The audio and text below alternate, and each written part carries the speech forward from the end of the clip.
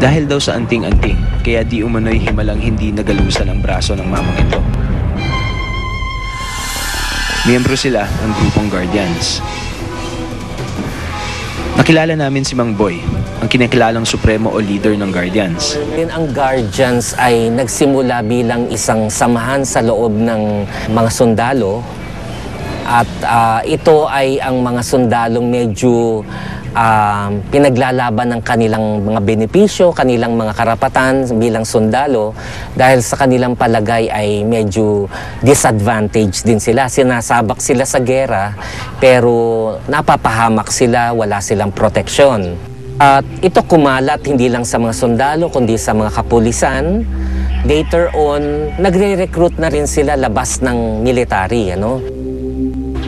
Pinabuo ako ng libreto. Hindi ko alam kung saan gagamitin. Ngayon pinapalagay sa ilalim ng una ko bago ako matulog. Nagigising ako ng alanganing oras ng hating gabi. Pagkagising ko, may alam na akong orasyon. Habang fresh pa sa isip ko, sinusulat ko yun. Yun ang mga tinuturo sa akin ng mga espiritu.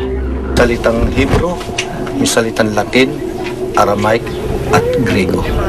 Ang mga orasyon daw na ito ang nagbibigay sa kanya ng proteksyon laban sa mga kaaway. Pinagtulong-tulungan akong saksakin, 5 katao. Ang tingin ng tao sinasak, talagang may tama ako. Pero pagkatapos ng gulo, kahit damit ko, walang sugat.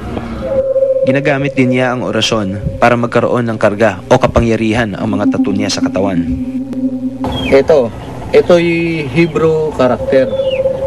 Ang ibig sabihin, Ahi, Asyu, Ahi. I am what I am. Which is isang pangalan din ng Panginoon. I am what I am. Ako yung ako nga. Ito, Hebrew character din. Ang ibig, totoo ka sa sarili mo. Ang ibig sabihin nito, the Lord is the faithful God. Yeah. 3 persona, kung mapapansin mo, 3 mukha niya. Pero iisa na. Ito'y kalasag. Ano po yung kalasar? Yung halimbawa, gulo. Gulo, rambulan o gera. Ano po magagamit siyang kalasag. Hindi ka pababayaan. Walang mangyayari sa'yo. Naisasalin din daw niya ang kaalaman sa pamamagitan ng paggawa ng agimat para sa ibang miyembro ng Guardians.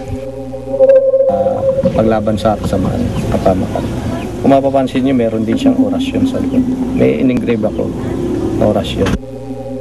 Binabayaran sa akin ng pera, hindi ko sabi ko pera lang yan. Ang nagagawa niyan, hindi kayang gawin ng pera. Kaya mahal sa akin ng mga gamit. Gaano nga ba katotoo ang kapangyarihang taglay raw ng mga agimat? Posible nga kayang hindi tablan ng taga o apoy ang taong may daladala nito?